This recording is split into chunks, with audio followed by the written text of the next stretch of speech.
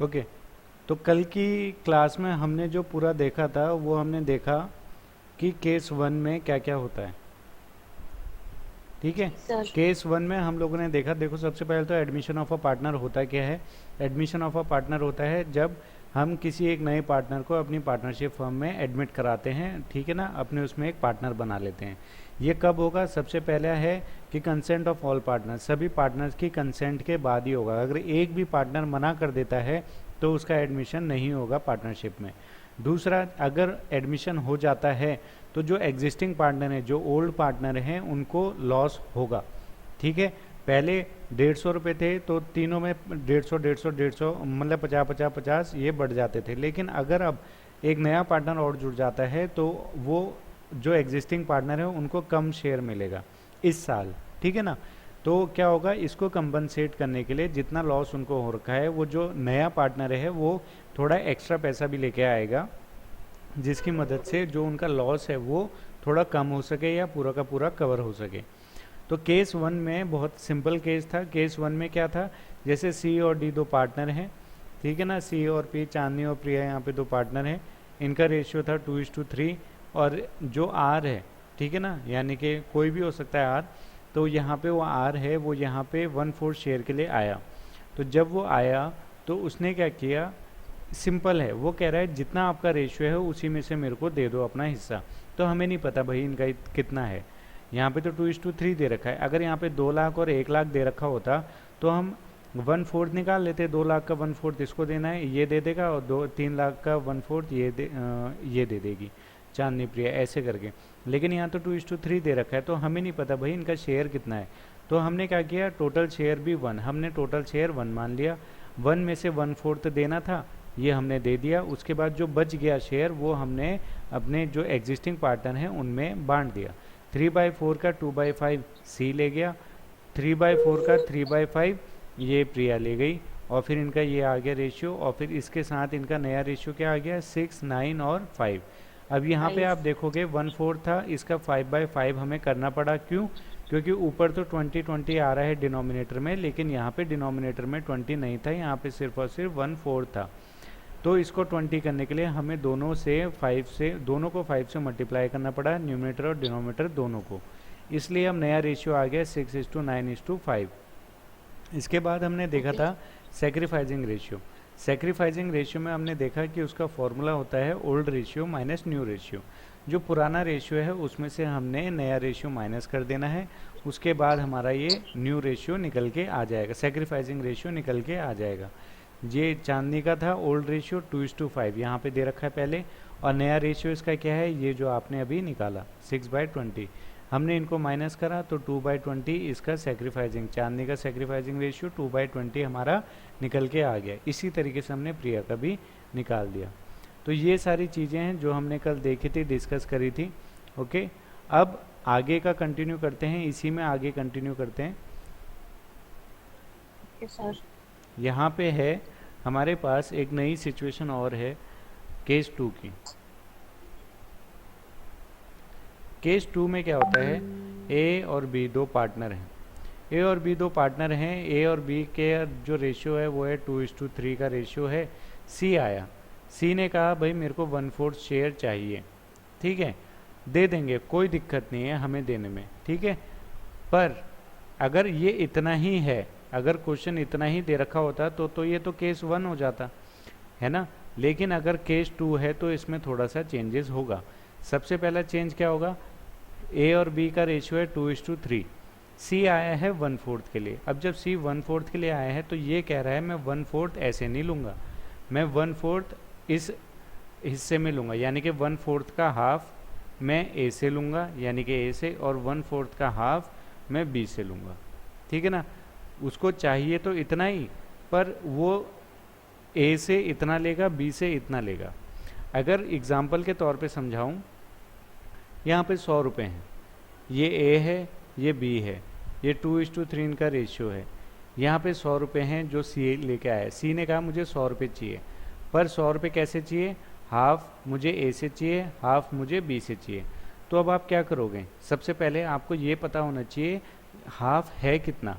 भाई हाफ है कितना, कि हम ए से कितना कितना देगा ए। तो यहाँ पे हम सबसे पहले देखेंगे 100।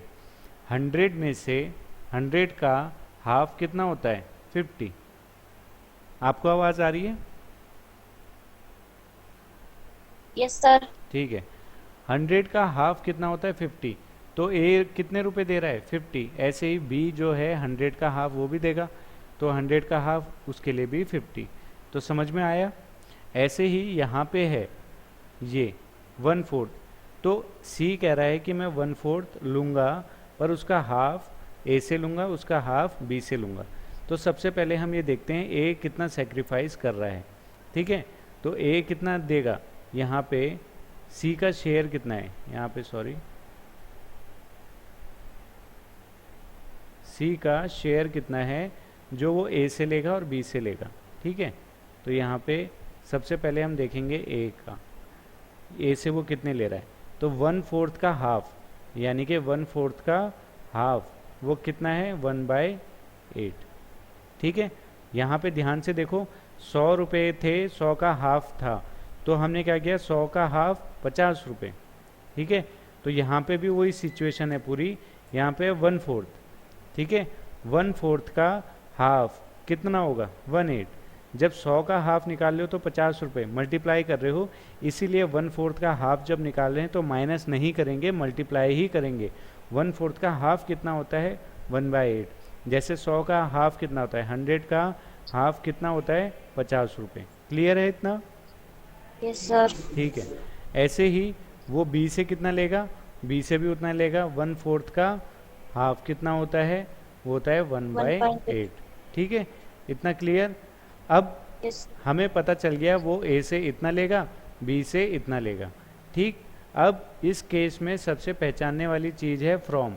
अगर क्वेश्चन में सिर्फ और सिर्फ फ्रॉम लिखा है, वैसे केस 2 वाले क्वेश्चन की पहचान ही फ्रॉम लिखा होता है उसमें, कि जो सी है वो 1/4 शेयर ले रहा है फ्रॉम ए से, और 1/4 शेयर ले रहा है फ्रॉम बी से। इस तरह से फ्रॉम लिखा हुआ होगा उसमें, तो ये पहचान आ जाएगा आपको कि अच्छा ये केस नंबर 2 है, इसमें हमें क्या करना है माइनस करना है सीधे। अगर सीधे सीधे दे देते तो हम सीधे सीधे माइनस कर देते, लेकिन सीधे सीधे दिया नहीं, हमें दे रखा है ऐसे। तो पहले हमने वो निकाला कि इसको देना कितना है, तो ए देगा इतना, बी देगा इतना। अब निकाल लेते हैं। तो ए का न्यू शेयर कितना है, ए का न्यू शेयर निकालने के लिए हम क्या करेंगे, old share minus sacrificing share, जो कल कर रहे थे। ए का ओल्ड शेयर कितना है 2/5, ए का है ना 2/5, तो हमने यहाँ पे लिख दिया 2/5 माइनस वो कितना सेक्रीफाइस कर रहा है 1/8, तो हमने यहाँ पे लिख दिया 1/8। एलसीएम लेंगे, एलसीएम 40 आएगा। 5 8 जा 40 इंटू 2, ये ऊपर से 2 माइनस 8 5 जा 40 इंटू 1, यानी क्या आएगा 16 माइनस 5/40, यानी कि आंसर आएगा 11/40। तो ए का न्यू रेशियो क्या है, ये आ गया 11/40। अब ऐसे ही बी का देखते हैं। ठीक है, बी का क्या करेगा, ए का तो ये निकाल दिया हमने, अब बी का निकालते हैं। बी का है, देखो यहाँ पे उसका है रेशियो, ओल्ड रेशियो 3/5, तो हम यहाँ पे लिख देंगे old ratio minus sacrificing ratio. तो ओल्ड रेशियो है हमारे पास 3/5 माइनस कितना दे रहा है वो 1/8। हमने यहाँ पे 40 एलसीएम लिया, 5 8 जा 40 इंटू 3 माइनस 8 5 जा 40 इंटू 1, 24 माइनस 5/40, यहाँ पे आ जाएगा 21, सॉरी कितना आएगा 19/40। तो यहाँ पे नया प्रॉफिट शेयरिंग रेशियो क्या आ गया ए और बी का, ए बी और सी।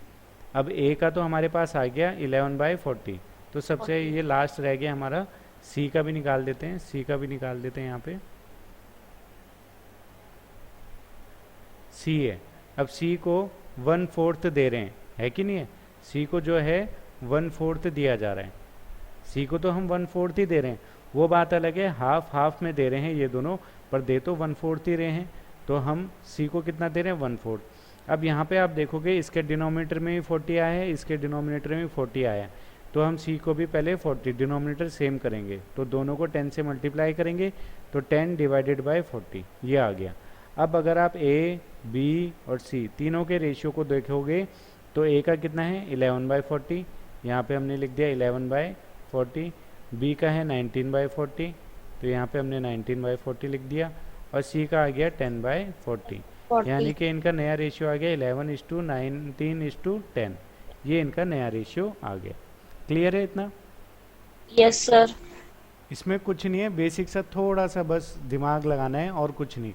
आप क्वेश्चन को देखो, यहाँ पे क्या है, अभी तक क्वेश्चन में ना यहाँ पे पैसे नहीं दे रखे हैं।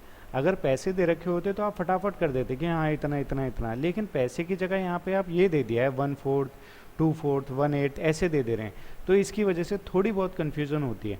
पर अगर आप मेरी बात मानो तो आप इनकी जगह पे क्या करो, आप इनकी जगह पे एक बार पैसे रख के देखो कि अच्छा ये 1/4 है, 1/4 का हाफ, यानी कि इसकी जगह एक बार मैं 100 रुपये रख के देखती हूँ क्या होगा।